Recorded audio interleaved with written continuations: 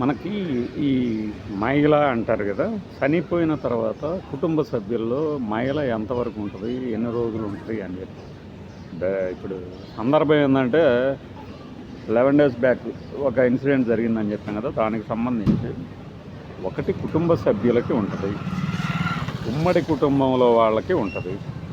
ఇంటి పేరులో వాళ్ళకి ఉంటది. ఇంటి పేరులో వాళ్ళకి కూడా ఎప్పుడు ఉండదు అంటే ఆ చనిపోయిన తాలూకు వ్యక్తి తాలూకు కుటుంబంతో మనకి 12 ఏళ్ల పాటు కనుక రాకపోకలు లేకపోయినా, అంటే ఒక 2-3 తరాలుగా 12 ఏళ్ళు అంటే ఈ 12 ఏళ్ళలో ఎప్పుడు వాళ్ళ ఇంట్లో వీళ్ళ ఇంట్లో వాళ్ళు భోజనాలు చేయకపోయినా, అంటే దాని అర్థం ఏదో వాళ్ళు కొట్టుకొని వచ్చారని కాదు. రాకపోకలు తక్కువ ఉంటాయి కదా, వేరే ఊర్లో ఉంటాం, వేరే దేశం వెళ్ళినా కూడా వీళ్ళకేంటంటే మహిళ ఉండదు. అలానే కొన్ని కుటుంబాల్లో 3వ రోజుతోనే వెళ్ళిపోతుంది ఒకే ఇంటి పేరు ఉన్నా కూడా. ఇవన్నీ చాలా చదివి అడిగి తెలుసుకునే నేను చెప్తున్నా. ఎవడన్నా దీన్ని ఖండిస్తే రీజనింగ్తో చెప్పండి, నాకు ఏదన్నా తప్పు ఉంటే. ఊరికి ఎవడో చెప్పాడని మాత్రం నాకు చెప్పండి. ఈ మహిళ కూడా ఎందుకు చెప్తారు అంటే, కుటుంబంలో వ్యక్తి చనిపోయినప్పుడు ఆ వ్యక్తితో సన్నిహిత సంబంధాలు ఉన్నవాళ్ళు ఆ పార్థివ దేహాన్ని తాగటం కానీ ఇంకోటి కానీ చేస్తారు కాబట్టి ఆ సూక్ష్మ క్రిములు వాళ్ళ శరీరాలకు అంటుకుంటాయి కాబట్టి ఆ కుటుంబ సభ్యులందరూ ఊరికి దూరంగా ఉంటారు. ఊరిలో వాళ్ళకి ఒక 11 రోజుల పాటు ఈలోపు నేల మీద పడుకోవడం ఇట్లాంటివి ఏవో ఇంకా రకరకాల చేస్తారు ఆచారాలు, ఎవరికి తోచిన వాళ్ళు ఒక పద్ధతి ప్రకారం. అయితే ఖచ్చితంగా అసలు వాళ్ళతో సంబంధం లేని వాళ్ళు, కుటుంబంలో వ్యక్తి చనిపోతే వాళ్ళ తమ్ముడి కొడుకులు, తమ్ముడి మనవాళ్ళు వీళ్ళకు ఉంటుందా అంటే పాటిచ్చే వాళ్ళకు ఉంటుంది. బట్ దానికోసం అని చెప్పి వాళ్ళ కొంపర్లో ఉన్నటువంటి ప్రతి వస్తువుని ఏదో మైలపడినట్టు భావిస్తూ అదే పనిగా ఉతుక్కునే, ఇంకేమనాలి వాళ్ళని, వాళ్ళది ఏ మైలను తొలగించగలరు ఆలోచించాలిగా. మనసుకు పట్టిన మైలనే వదిలించుకోవాలి ముందు, అంతేగాని శరీరాలకు పట్టేది కాదు.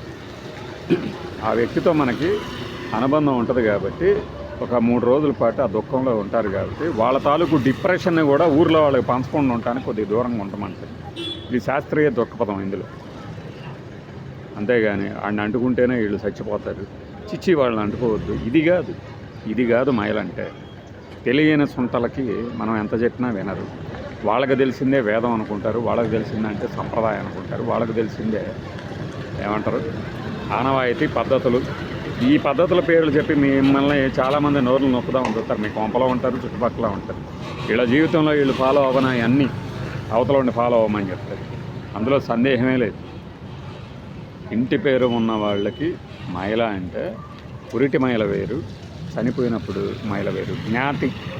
జ్ఞాతులకు ఉంటుంది, ఇంటి పేరులో వాళ్ళకు ఉంటుంది.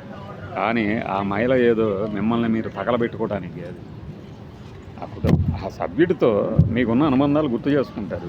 ఆ డిప్రెషన్ నుంచి మెల్లగా 11 రోజులు ఇంత గడిచేసరికి చూడండి, ఇప్పుడు జోకులు వేసుకుంటూ పెళ్లి సంబంధాలు మాట్లాడుకుంటూ ఈ ఎండను తిట్టుకుంటూ ఈ తిరిగి ప్రయాణం ఎట్లా అవ్వాలని ఆలోచిస్తూ ఇలా కూడా చేస్తారు దినం వచ్చేసరికి 11వ రోజు వచ్చేసరికి. కాబట్టి మహిళ గురించి అతిగా బాధపడుతూ కొంపలో బట్టలన్నీ ఉతికేసుకొని తలకాయలు బాదుకునే వాళ్ళందరికీ మనం చెప్పేది ఏంటంటే, మీ కర్మది, ఫాలో అయ్యే వాళ్ళ కర్మ. మీరు ఆ వ్యక్తితోనే అనుబంధం ఉండదు, మీకు సంబంధము ఉండదు, కేవలం ఇంటి పేరు కలిసినంత మాత్రాన 11వ రోజుల దాకా నరకాలు అనుభవించాల్సిన అవసరం లేదు. ఇది శాస్త్రం తెలిసిన వాళ్ళు ఎవరైనా చెప్తారు. లేదు మీకు ఉంటుందండి అన్నాడు అనుకోండి ఎవడన్నా, వాళ్ళ జ్ఞానం అది. వ్యవహారిక జ్ఞానం వేరు, అసలు జ్ఞానం వేరు. పుస్తకాల్లో ఉండే జ్ఞానాన్ని తీసుకొచ్చి బయట నేను పంచుతాను, నేను ఎలానే ఉంటాను అంటే ఉండండి, బట్ మిగతా వాళ్ళ జీవితాలను శాసించడానికి ప్రయత్నించవద్దు మీరు. ఇది నేను ఫాలో అయ్యే విధానం వల్ల వేరే వాళ్ళకి ఇబ్బంది కలిగితే ఐఎమ్ సారీ, ఇది నా పద్ధతి. బట్ నా పద్ధతిని మీ నెత్తి మీద రుద్దుతానంటే అది పద్ధతిగా అంగీకరించబడదు ఎప్పుడు కూడా. మహిళకు సంబంధించి నేను చెప్పింది ఎవరికైనా అభ్యంతరం ఉంటే ఉండొచ్చు. కేవలం ఒక వ్యక్తి చనిపోతే వచ్చే మహిళ ఒక తలస్నానం చేస్తే పోతుంది అంటే ఇక అదేం మహిళ?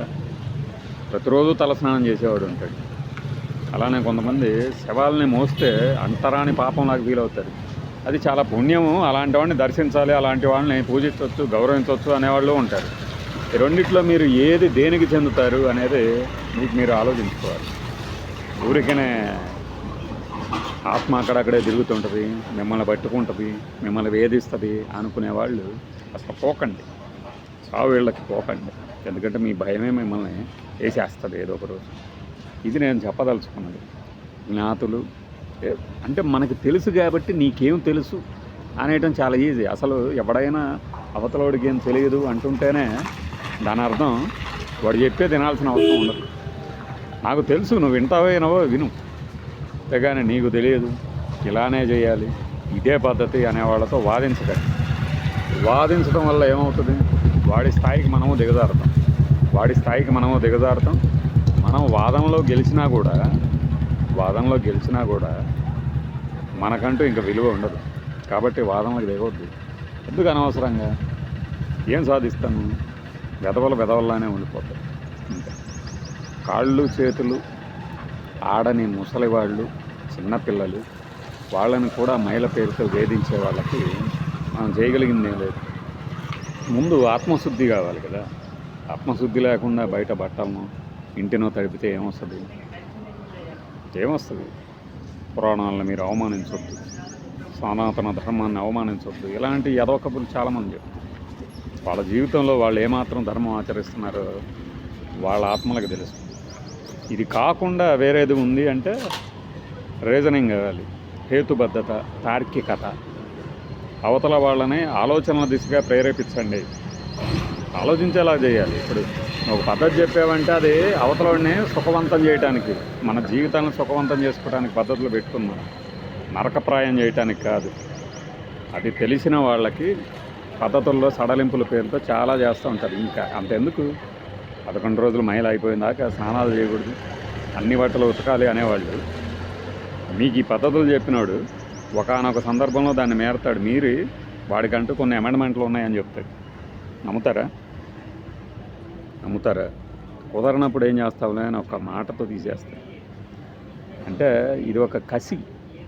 వరుసగా మనం పౌనఃపుణ్యం, క్యుమ్యులేటివ్ ఏమంటారు వీటిని, customs, the cumulative of following customs of nobody knows whether what is right and wrong. తెలిసిన వాళ్ళు చెప్తే వినాలి, కానీ నీకు నాకు తెలుసు అని చెప్పేవాడికి ఏం తెలుసు అనేది ఎవడు చెప్తాడు? జ్ఞానెవడు, పండితుడెవడు? తాను చెప్పేది వాడు ఫాలో అవుతున్నాడో లేదో తెలియకుండా అవతలవాడికి మాత్రం తప్పకుండా ఆచరించండి అని చెప్పడమే గురువు యొక్క లక్షణం అనుకుంటే, అలాంటి గురువులకి మనం తిలోదకాలు ఇచ్చేసేయాలి అంతే. లేదు అంటే మీ నెత్తి మీద ఎక్కేసి మిమ్మల్ని తొక్కేస్తాడు, మీ జీవితాన్ని నరకప్రాయం చేస్తారు. ఇలాంటి వ్యక్తులు చుట్టుపక్కల ప్రతి చోట కనబడతాడు. ఏది పద్ధతో తెలియదు. కుటుంబ పెద్ద చేయాల్సిన పనిని కుటుంబంలో చిన్నవాడు చేయటాన్ని పద్ధతి అంటారా? కుటుంబానికి యజమాని ఒకళ్ళు ఉంటారు, యజమాని మాత్రమే చేయాలి అని చెప్పేవి కొంతమంది అమెండ్మెంట్ రూపంలో వేరేవాడు చేసేస్తారు. ఇవన్నీ కన్వీనియన్స్ని బట్టి అవతల నెత్తి మీద చేతులు పెడదామని చూస్తూ ఉంటారు. వీటి గురించి ఇంకా చెప్పుకుంటూ పోతే ఎంతైనా చెప్పుకుంటూ పోవచ్చు. నెవర్ ఎండింగ్ సాగా అన్నమాట.